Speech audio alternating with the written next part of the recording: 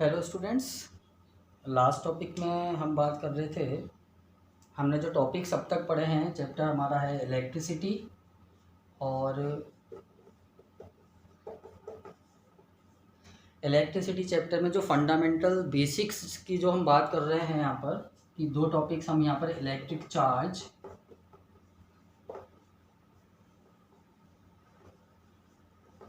And electric current, दो basic topic हम पढ़ चुके हैं यहाँ पर।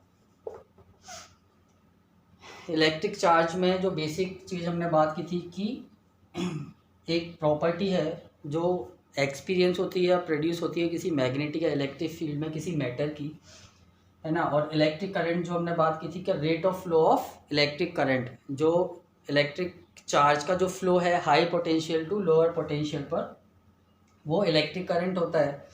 तो ये जो पोटेंशियल है उसकी आज हम बात करने वाले हैं। जो नया हमारा टॉपिक रहेगा आज का, वो रहेगा पोटेंशियल डिफरेंस।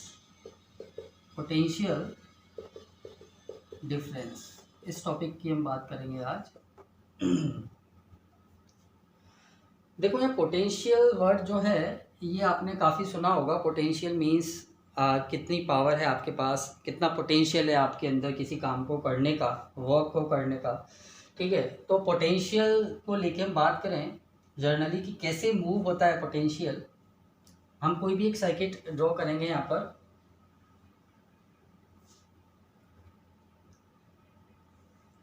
ये आपका एक सर्किट हमने यहाँ पे ड्रॉ किया है, और यहाँ हम इसको एक बैटरी के साथ, मैं यहाँ पर सेल या बैटरी आप कह सकते हैं, एक पेंसिल सेल की मैं यहाँ बात कर लेता हूँ जर्नली, जो हम पहले भी कर चुके हैं।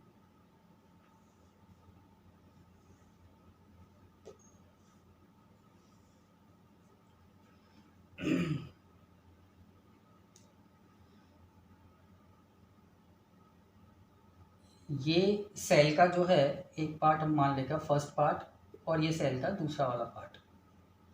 ठीक है, दो पार्ट सेल के अंदर होते हैं, यानी एनोड और कैथोड हम वहाँ बात करते हैं सेल के अंदर। तो यहाँ पर दो पार्ट्स हमने ले लिए, फर्स्ट और सेकेंड। आप सभी जानते हैं ये केमिकल एनर्जी जो है प्रोवाइड कराते हैं। तो इनके अंदर जो केमिकल रिएक्शंस होती हैं, तो फर्स्ट और सेकंड पार्ट के बीच में जो रिएक्शन हुई उसे हम बोलते हैं रेडॉक्स रिएक्शन, जो हमने पहले भी बात की थी। इस रेडॉक्स रिएक्शन के रिजल्ट में इलेक्ट्रॉन्स जो है वो ट्रांसफ़र होते हैं। तो इलेक्ट्रॉन जो ट्रांसफ़र होंगे, तो एक जो पार्ट है आपका यहाँ पूरे इलेक्ट्रॉन्स, जैसे सपोज करो यहाँ नेगेटिव पार्ट आ गए, ये तो ये नेगेटिव हिस्सा हो गया सेल का, और यहाँ सारे पॉजिटिव पार्ट्स आ गए, ये पॉजिटिव चार्ज। यहाँ पर इलेक्ट्रॉन की कमी हो गई, यहाँ इलेक्ट्रॉन की जो है एफिशिएंसी है, ज़्यादा है इलेक्ट्रॉन, तो ये नेगेटिव पार्ट और ये सेल का प्लस पार्ट। इसी तरह से हम प्लस माइनस लगाते हैं सेल में।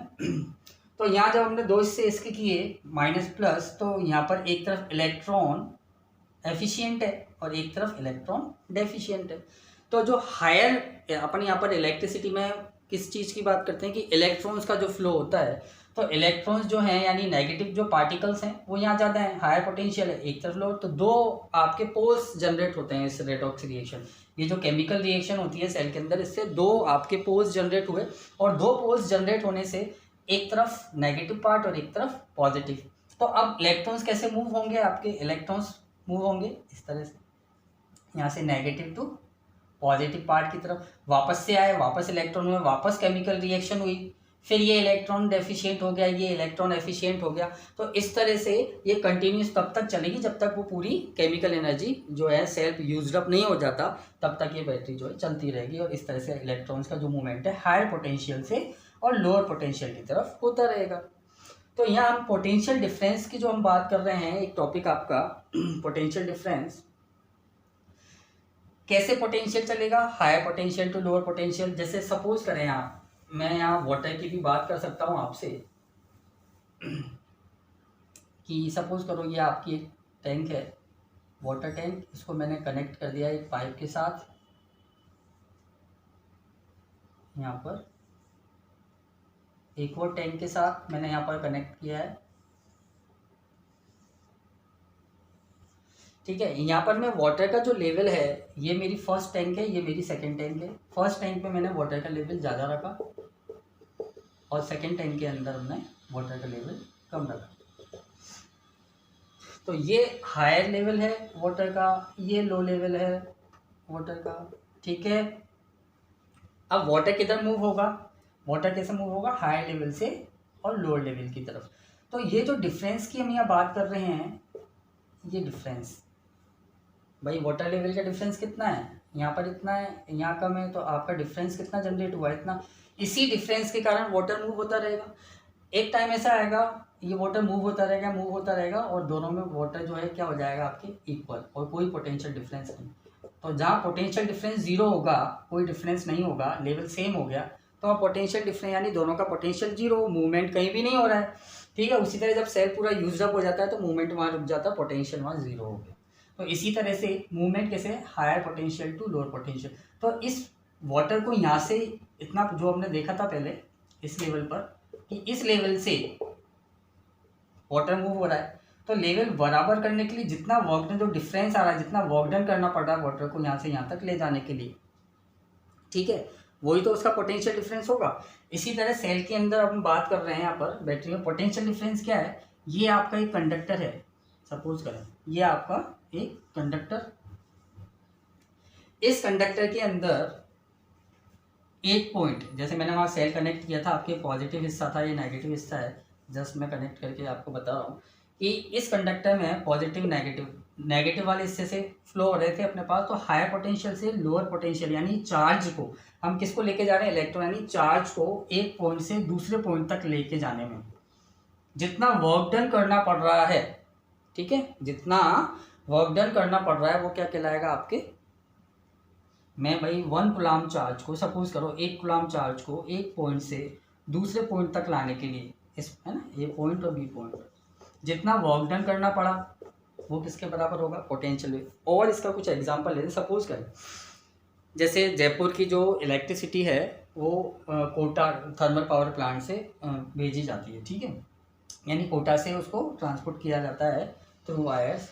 तो जितनी डिफरेंस जनरेट करना जरूरी है कि जितनी इलेक्ट्रिसिटी भेजी जाती है, ठीक है, कोटा से जयपुर क्या उतनी पहुंचेगी, कुछ डिफरेंस आएगा ना, वो जो डिफरेंस आता है, ये जो डिफरेंस लगेगा, ये डिफरेंस किस में काम आता है आपके, उस वर्क डन यानी वर्क करने में कितना चार्ज आपका यूज्ड अप हो गया एक कंडक्टर में, एक पॉइंट से दूसरे पॉइंट तक चार्ज को लेके आने के लिए जो फील्ड में जो जनरेट हो गया, ये वर्क डन, ये पोटेंशियल डिफरेंस है। पोटेंशियल डिफरेंस मतलब higher potential to lower potential. जब मैं किसी चीज़ को भेजता हूँ तो जितना वर्क डन करेगी चीज़, जितना सपोज करो 110 वोल्ट यहाँ से चालू हुआ और यहाँ पहुँचा 90 वोल्ट, तो 20 वोल्ट का डिफरेंस आया, यानी एक पॉइंट से दूसरे पॉइंट तक आपको चार्ज को ले जाने में कितना वर्क डन करना पड़ा, 20 वोल्ट का। तो ये पोटेंशियल डिफरेंस कहलाता है। तो पोटेंशियल डिफरेंस की यहाँ पर क्या डेफिनेशन हमारे पास हो गई, to bringing unit positive charge from one point to another, ठीक है, work is done when one, या सॉरी इसको यूनिट पॉजिटिव चार्ज लिखना, when unit positive charge to bring, sorry bringing unit positive charge from one point to another, एक point से दूसरे point तक unit positive charge को लाने के लिए जितना वर्क डन होगा वो किसके बराबर होगा, पोटेंशियल डिफरेंस के बराबर होगा। पोटेंशियल डिफरेंस को हम शो कैसे करते हैं, इसके लिए जो सिंबल यूज़ करते हैं वो यूज़ करते हैं हम V, ठीक है। तो V पोटेंशियल डिफरेंस का सिंबल हो गया, तो V इक्वल टू जितना वर्क डन आपने किया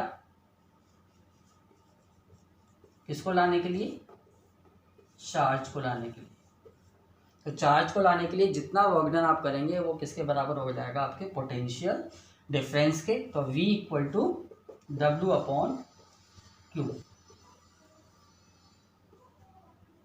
ठीक है, ये आपका फॉर्मूला है पोटेंशियल डिफरेंस के लिए, V equal to W upon Q। और इसकी यहाँ से यूनिट की हम बात करें तो वर्क की यूनिट होती है जूल, आपके चार्ज की यूनिट होती है कूलम, जूल पर कूलम, और वोल्ट जो है इसकी एसआई यूनिट होगी, आपके जो साइंटिस्ट थे उन्होंने अपने नाम पर इसकी यूनिट दी, तो एसआई यूनिट हमारे पास इसकी क्या हो गई, वोल्ट हो गई। तो 1 वोल्ट के लिए अगर हम बात करें तो 1 वोल्ट की हम कैसे बात करेंगे, यहाँ पर 1 वोल्ट कब जनरेट होगा, जब आप 1 जूल वर्क करेंगे 1 कूलम चार्ज को लाने के लिए। ठीक है, 1 कूलम चार्ज को एक पॉइंट से दूसरे पॉइंट तक पहुंचाने के लिए अगर 1 जूल का वर्क डन होता है तो वो किसके बराबर हो जाएगा, 1 वोल्ट के बराबर। ठीक है, तो इस तरह से इसके जो मेज़र करते हैं हम, किससे मेज़र करेंगे इसको, जो इंस्ट्रूमेंट यूज़ करेंगे किसको, पोटेंशियल डिफरेंस को मेज़र करने के लिए, वो होगा आपके पास मेजरमेंट यूनिट के लिए वोल्ट मीटर। किसका यूज़ करेंगे आप, वोल्ट मीटर। वोल्ट मीटर से आप मेज़र करेंगे किसको, पोटेंशियल डिफरेंस को। और वोल्ट मीटर का जो कनेक्शन होगा हमेशा कैसे रहेगा, पैरेलल। कैसे जुड़ेगा, हमेशा पैरेलल। अगर हम एक सर्किट की बात करें यहाँ पर, सॉरी,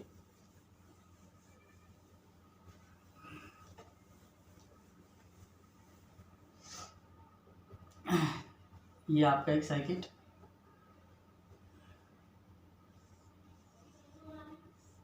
तो कैसे जुड़ेगा, ये सिंबल है वोल्ट मीटर का, पैरेलल। ये भी जो भी आप ऑपरेटर्स ले रहे हैं, अप्लायंस ले रहे हैं, उसके पैरेलल में कनेक्ट होगा। एक हिस्सा पॉजिटिव और एक नेगेटिव। पॉजिटिव वाला हिस्सा कौन सा रहेगा, पहले भी मैंने आपको बताया था अमीटर के लिए। देखिए, पॉजिटिव के पॉजिटिव यहाँ पर जुड़ेगा और नेगेटिव वाले हिस्से से नहीं। अमीटर आपको कनेक्ट करना है तो अमीटर भी आप कनेक्ट कर दें, जो सीरीज में कनेक्ट होता है। तो पॉजिटिव वाले हिस्से से पॉजिटिव वाला हिस्सा यहाँ पर कनेक्ट होगा और एक नेगेटिव। ठीक है, तो इस तरह से ये कनेक्शन यहाँ पर होता है। तो हमने पोटेंशियल डिफरेंस की कौन कौन सी चीज़ें देखी। फर्स्ट हमने यहाँ पर पोटेंशियल डिफरेंस, आप वो माइंड में आपको क्या फिट करके रखना है, कौन कौन से टॉपिक्स पर हमने यहाँ बात करी बेसिक्स के साथ। कि पहले हमने यहाँ पर डेफिनेशन देखी कि यूनिट पॉजिटिव चार्ज को एक पॉइंट से दूसरे पॉइंट तक लाने में जितना वर्क डन करना पड़ेगा वो क्या रहेगा, आपके पोटेंशियल डिफरेंस। दूसरी चीज़ आपको पता ही है, जो जैसे जो बैटरीज यूज़ की जाती हैं, सेल यूज़ किए जाते हैं, जैसे आपके फ़ोन के सेल यूज़ किए जाते हैं 3.5 वोल्ट 3.7 वोल्ट के जो हैं वो आपके जैसे फ़ोन में बैटरीज लगी होती हैं, उसी तरह से पेंसिल सेल होते हैं आपके 1.5, ठीक है, वोल्ट। तो इस तरह से ये जो पोटेंशियल डिफरेंस अगर ना हो, तो अगर डिफरेंस नहीं रहेगा तो मूवमेंट भी नहीं होगा चार्ज का। मैंने आपको अभी बताया कि एक तरफ हायर पोटेंशियल एक तरफ लोअर पोटेंशियल होगा तभी चीज़ जाएगी। जैसे वाटर की हमने वहाँ बात की थी कि जब 2 पोल्स आपके जनरेट होंगे, एक तरफ हायर पोल होगा एक तरफ लोअर पोल होगा, तभी आपका वाटर मूव होगा। अगर दोनों तरफ बराबर है तो वहाँ पे मूवमेंट्स नहीं होगा। तो हम जब इलेक्ट्रिक करंट पढ़ते हैं, आई पढ़ते हैं, तो हम क्या कहते हैं कि the rate of flow of charge, कि जब आपका चार्ज फ्लो हो। और चार्ज फ्लो कब होगा, जब आपके पास पोटेंशियल डिफरेंस होगा। तो विदाउट पोटेंशियल डिफरेंस यानी आप मूव नहीं करा सकते। पोटेंशियल डिफरेंस अगर ज़ीरो है तो वहाँ पर चार्ज आपका मूव नहीं होगा। तो यहाँ डेफिनेशन की बात की, डेफिनेशन के बाद हमने यहाँ का फॉर्मूला देखा था। फॉर्मूला हमारे पास आया था V=W/Q। उसके बाद हमने एसआई यूनिट देखी थी, वोल्ट इसकी एसआई यूनिट थी। वोल्ट मीटर से हम इसे क्या करते हैं, मेज़र करते हैं। और पांचवा हमने यहाँ बात की थी, इसको पैरेलल में कनेक्ट करते हैं हमेशा वोल्ट मीटर को, ठीक है। और नेक्स्ट चीज़ जो थी 1 वोल्ट की डेफिनेशन में यहाँ देखी। तो ये टॉपिक पर आपका पोटेंशियल डिफरेंस वाला जो बेसिक टॉपिक है वो यहाँ पर फिनिश हो गया है। आप एक बार देख लें, नोट डाउन कर लें छोटी सी 6 चीज़ें, ताकि आपको इजी रहे जल्दी से किन किन टॉपिक्स को हमें देखना है इसमें, ठीक है। ओके,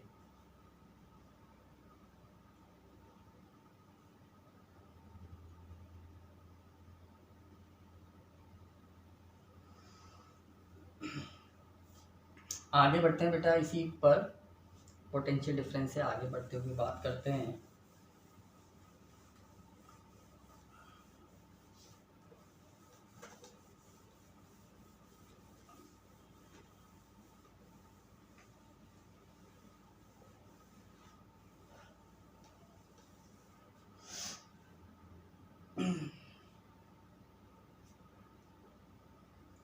देखो एक चीज़ देखते हैं। मैंने आपसे एक सर्किट बनाया था, ये कंडक्टर आपका ये जुड़ा हुआ है, ये आपका एक कंडक्टर है। यहाँ मैंने एक सेल से इसको कनेक्ट किया हुआ, पॉजिटिव और नेगेटिव। ठीक है, इस तरह से मैंने कनेक्ट किया हुआ। अगर आप यहाँ पर डिफरेंस, पोटेंशियल डिफरेंस बढ़ाते मीन्स कि यहाँ पोटेंशियल डिफरेंस 6 वोल्ट था, सपोज करें 6 वोल्ट का पोटेंशियल डिफरेंस आपके इस बैटरी में है, यहाँ से ये मूव होगा तो जो भी आपके करंट की वैल्यू आएगी वो होगी। अगर आप पोटेंशियल डिफरेंस बढ़ाते हैं, यहाँ 10 वोल्ट का पोटेंशियल डिफरेंस करते हैं, तो करंट की जो अमाउंट है वो बढ़ेगी या घटेगी? देखो इसको एक लॉजिक से देखते हैं। यहाँ जितना ज़्यादा आप नेगेटिव चार्ज रखेंगे उतना ज़्यादा फ्लो बढ़ेगा, जितना ज़्यादा सेल के पास नेगेटिव इलेक्ट्रॉन ज़्यादा होंगे उतनी ज़्यादा, यानी पोटेंशियल डिफरेंस ज़्यादा हुआ। भाई 2 पोल्स का डिफरेंस बढ़ गया आपके, तो 2 पोल्स का डिफरेंस बढ़ने से फ्लो भी आपका क्या हो जाएगा, करंट जो है इलेक्ट्रॉन्स का फ्लो यानी चार्ज का फ्लो बढ़ेगा, यानी करंट भी बढ़ेगा। यानी पोटेंशियल डिफरेंस के बढ़ने के साथ आपका आई भी क्या हो जाएगा, इंक्रीज होता है।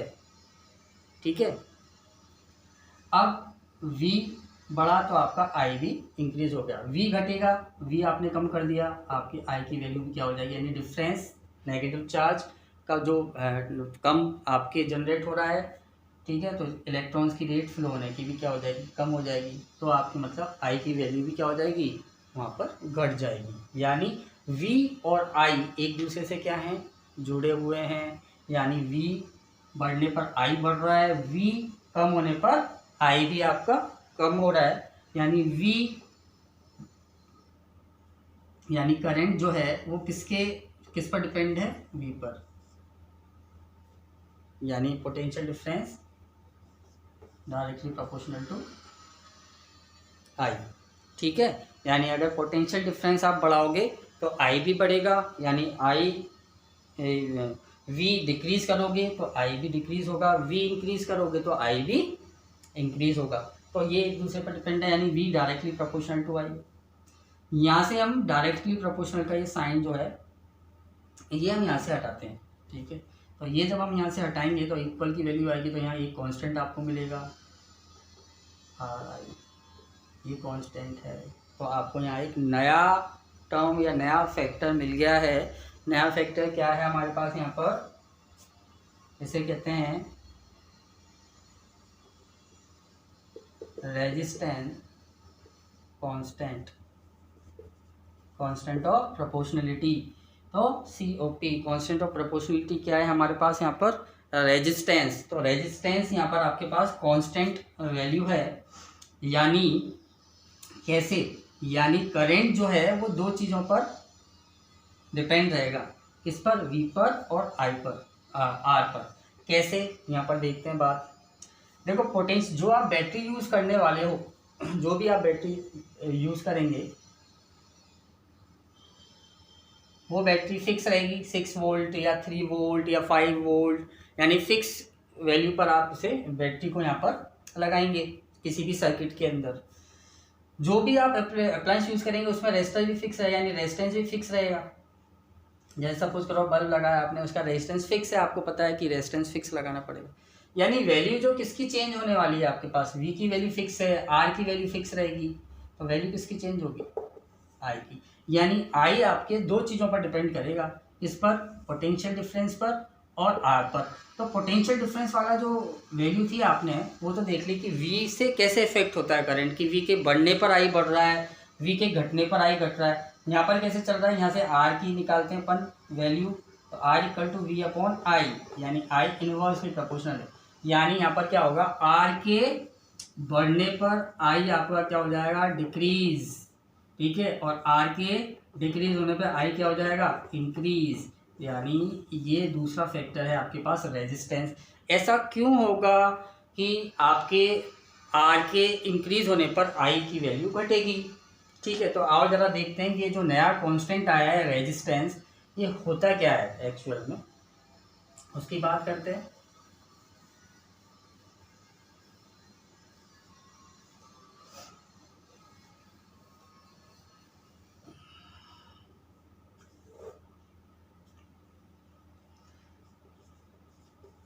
रेजिस्टेंस भी एक प्रॉपर्टी है, प्रॉपर्टी ऑफ मटेरियल।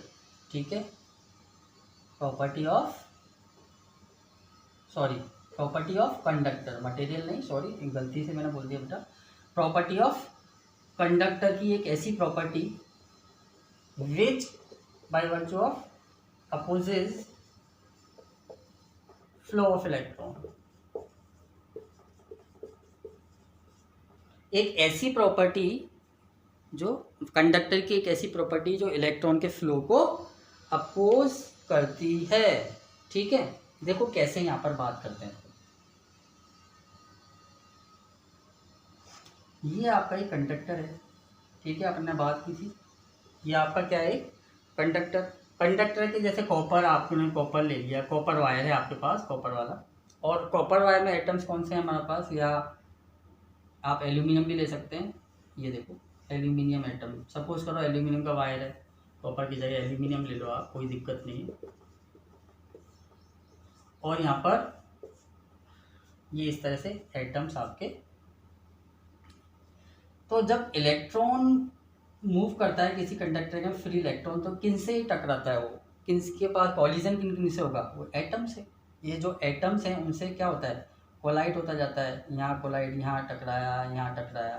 ठीक है, तो इस तरह के कॉलिजन की जो प्रॉपर्टी है, यानी ये जो एटम्स हैं ये अपोज कर रहे हैं इलेक्ट्रॉन्स के फ्लो को, या दूसरे इलेक्ट्रॉन से ये टकरा रहे हैं। भाई वैसे तो अपन ने बोली थी यूनिडायरेक्शनल होते हैं, ठीक है, लेकिन कुछ जो इलेक्ट्रॉन्स हैं आपके दूसरे एटम के बाद जो फ्री नहीं है उनसे टकराना, एटम से जो है कॉलिजन हो रहा है इनका।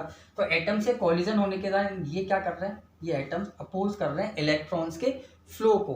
तो ये इस कंडक्टर की एबिलिटी हो गई, ठीक है, ये प्रॉपर्टी हो गई इस कंडक्टर की। तो रेजिस्टेंस क्या हो गया कि एक ऐसी प्रॉपर्टी कंडक्टर की जो इलेक्ट्रॉन्स के फ्लो को अपोज करती है। समझ में आ गई आपको बात, सिंपल सी प्रॉपर्टी है। तो यहाँ हमने बात क्या की कि कैसे ये मैंने आपको बोला रोक रहा है, तो इलेक्ट्रॉन्स के फ्लो को रोकेगा तो किस चीज़ को रोक रहा है, करंट को।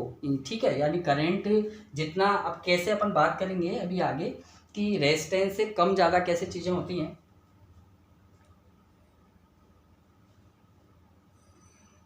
तो आर की हमने बात की। तो ये जो मैंने आपसे बात की यहाँ पर, ये बेटा हमारे पास ओम्स लॉ है, जो रेजिस्टेंस जो फैक्टर निकल के आया हमारे पास यहाँ पर, ये ओम्स लॉ है। ओम्स लॉ यहीं पर हम डिस्कस करेंगे रेजिस्टेंस वाले फैक्टर के साथ। ओम्स लॉ इसी के अकॉर्डिंग आता है। तो ओम्स लॉ क्या कहता है,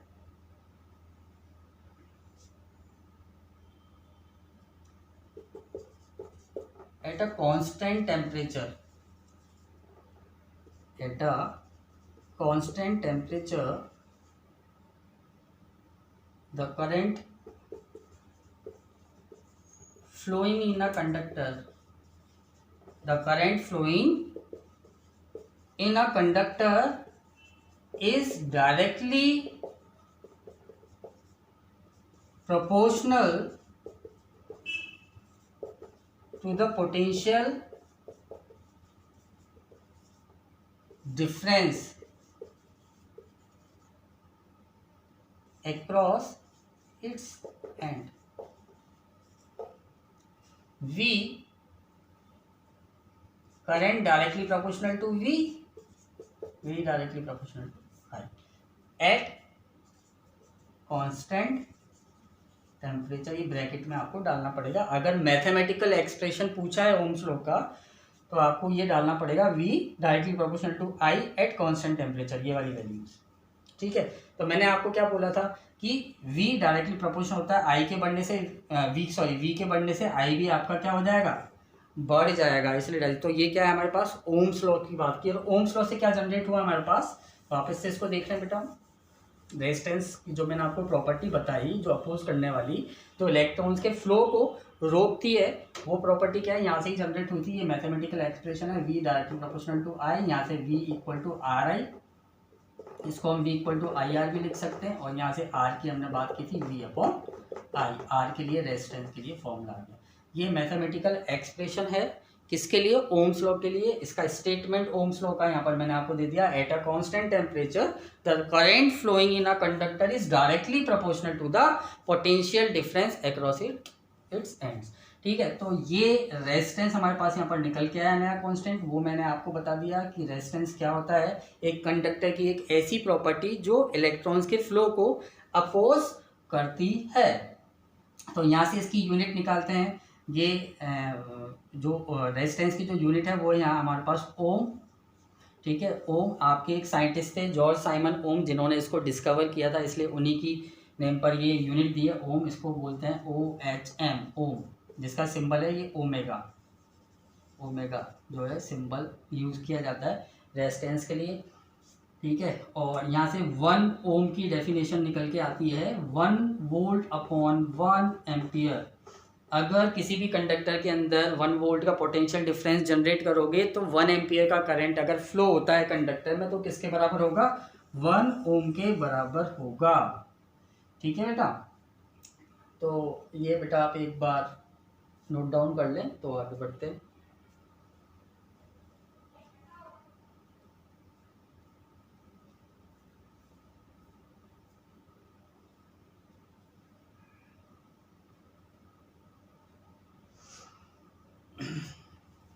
तो ये प्रॉपर्टीज़ आपकी जो बेसिक फंडामेंटल वाली चीज़ें चल रही थी हमारे पास। इलेक्ट्रिक चार्ज हम यहाँ पढ़ चुके हैं, ठीक है। और इलेक्ट्रिक चार्ज के बाद हम इलेक्ट्रिक करंट हमने वहाँ देखा, और उसके बाद ये पोटेंशियल डिफरेंस वाला जो टॉपिक है ये आज के लेक्चर में देखा। और उसके बाद ओम्स लॉ हमने बात की, जिसमें हमारा एक कांस्टेंट निकल के आया, रेजिस्टेंस जो है कांस्टेंट ऑफ प्रोपोर्शनलिटी जो है आपके पास यहाँ पर रेजिस्टेंस होगा, ये हम समझ चुके हैं। तो नेक्स्ट जो लेक्चर आपका होगा उसके अंदर हम पढ़ेंगे कि ये जो रेजिस्टेंस है ये किन फैक्टर्स पर डिपेंड करता है कंडक्टर के, ठीक है।